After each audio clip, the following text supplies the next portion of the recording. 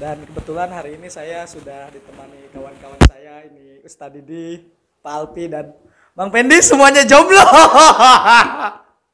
yang dua gagal menikah, yang satu masih berharap punya orang yang menolak menikah dia sama dia. Kalau orang kan udah gagal menikah, kalau dia itu masih membayangkan, waduh kapan ya saya gagal menikah gitu. Ustadz Didi itu lebih parah sebenarnya, lebih parah dia. Sekarang tuh nikah muda tuh kayak jadi tren gitu. Sekarang tuh kayak orang berlomba-lomba kapan nikah, apa-apa ditanyain gitu. Saya juga kan ditanya, lu kapan nikah, lu kapan nikah. Jadi kayak menikah muda itu sesuatu yang kayak harus gitu.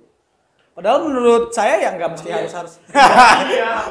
Iya maksudnya nggak mesti harus gitu. Yang bukan balap-balapan nikah siapa yang paling cepet gitu. Tapi balap-balapan rumah tangganya siapa yang paling bener. Kan harusnya gitu dong gitu. Sekarang kan nggak apa-apa kayak Ira nikah. Saya kadang-kadang suka pengen nokmolin ya. Apa nokmolin bahasa Indonesianya? Suka pengen nanya, yang ngomong kasar gitu. Lalu ada jelema nu nanya, Ira kawin Ira rait. Heh monyet, beget dia anjing. Kalau kan dia duit tak. Kalau amat sih gitu. Nanyanan kapan nikah, kalau nikah. Padahal orang butuh duit meren. Butuh duit. Banyak hal gitu yang mesti kita pikirin gitu. Nah, tapi gue juga jadi kepikiran gitu. Saya juga jadi kepikiran kan kalau orang sering-sering nanya nikah sampai kepikiran, wah gue tuh harus punya calon istri gitu. Nah dan gue udah punya calon-calon istri ideal gue gitu. Kan kalau kita mah ada agamanya, kecantikannya kalau dalam versi Islam itu ya. Saya juga punya gitu. Secara pribadi punya standar tertentu untuk calon istri. Yang pertama itu soleh lah. Soleh aja udah cukup. Yang penting soleh. Solehah. Yang penting solehah. Jadi istri saya itu saya ngebayangin yang puasanya Senin Kemis gitu, rajin gitu.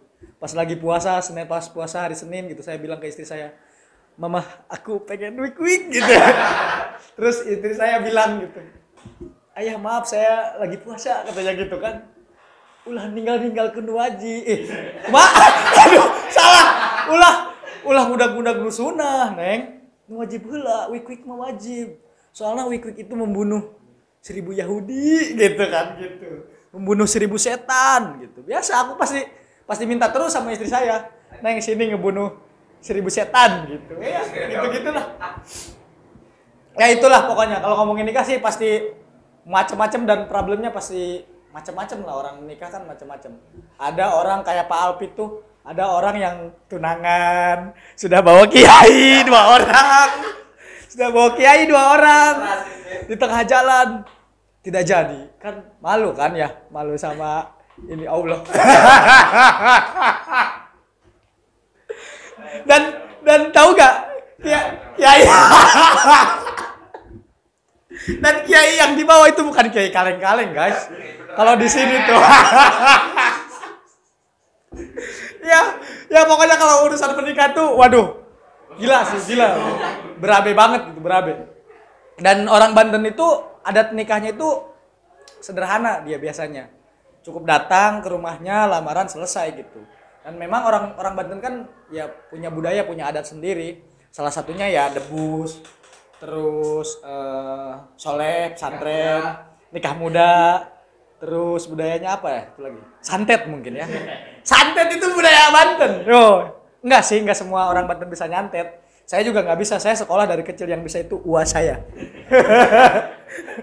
Ya maksudnya santet. Orang kalau kena santet di Banten itu biasa banget. Kalau tetangga kena santet gitu, biasa aja.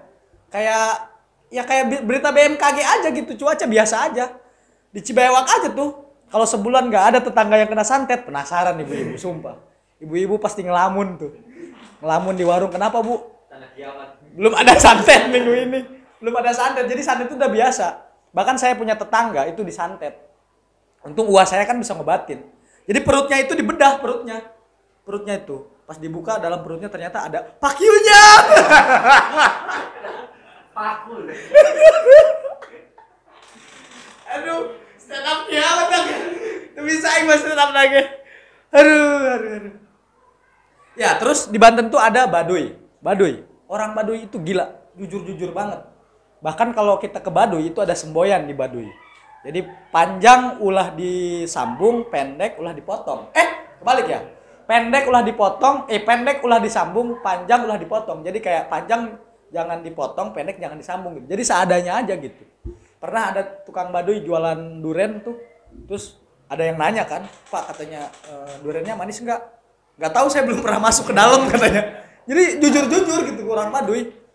Bahkan terus story teman saya sendiri waktu di Rangkas tuh ada Seba Baduy lagi pada ngumpul gitu orang Baduy. Terus teman saya kan nanya gitu, Pak saya pengen tekbal katanya nggak bisa dibacok. Nanya ke orang Baduy, gimana bisa nggak Pak katanya. Terus kata orang Baduynya gampang katanya. Yang bener Pak. Nah pas dijawab pakai baju besi aja katanya gitu. Kata orang Baduy katanya. Jadi jujur-jujur orang Baduy itu polos gitu. Jadi jangan sampai ya orang Baduy kita tipu-tipu suruh sekolah juga, nggak usah. Beneran, gue itu salah satu orang yang nggak sepakat kalau orang Baduy itu suruh sekolah, nggak usah.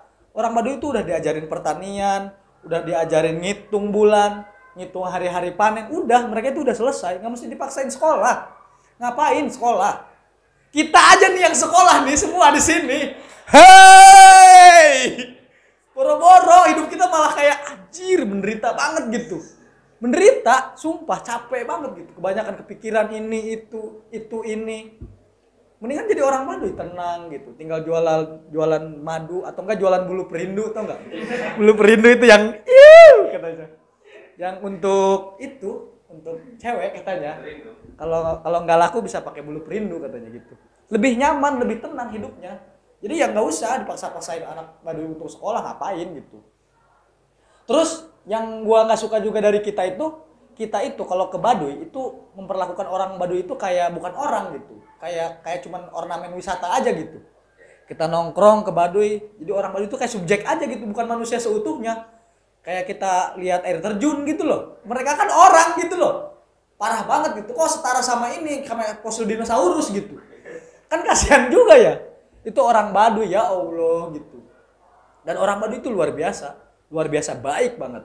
Bahkan gue pernah nginep di rumah orang Baduy itu. Pas gue mau sholat, sama orang Baduy itu disediain daun pisang di rumahnya. Apa coba yang terjadi setelah itu? Dikasih nasi daun pisangnya. Enggak, maksudnya daun pisangnya untuk sholat gue gitu. Jadi gue dipersilahkan sholat gitu sama dia di sana, di daun pisang itu. Ya wajar, daun pisang kan nggak ada sejadah gitu. Ya tapi disediain, dia toleransi banget gitu sama kita. Tapi kalau kita tuh lihat yang beda dikit aja langsung kayak alergi gitu. Aneh banget gitu. Pernah dulu di Wonosalam di kampung gua. Dulu banget. Pernah katanya mau ada bangun gereja, terus katanya akan dikristenisasi, dikasih top ramen katanya. Gua kan dalam hati ya Allah gitu. Masa iya gitu orang Malingping yang imannya kuat-kuat kan gitu tiba-tiba masuk Kristen gara-gara top ramen. Gua nggak percaya, sumpah. Kalau mie-nya sedap mah iya, sumpah. Tapi kalau top ramen ya Allah, kita kan tiap tahun kan ketemu top ramen kan gitu. Orang meninggal pasti top ramen kan gitu. Korban santet juga kalau meninggal ya, pasti lauknya top ramen. Top ramen. Bahkan orang Malingping kalau meninggal masuk surga, yang diminta itu bukan bidadari, bukan, minta diseduhin top ramen. Oke, itu saja dari gua. Sekian, assalamualaikum warahmatullahi wabarakatuh.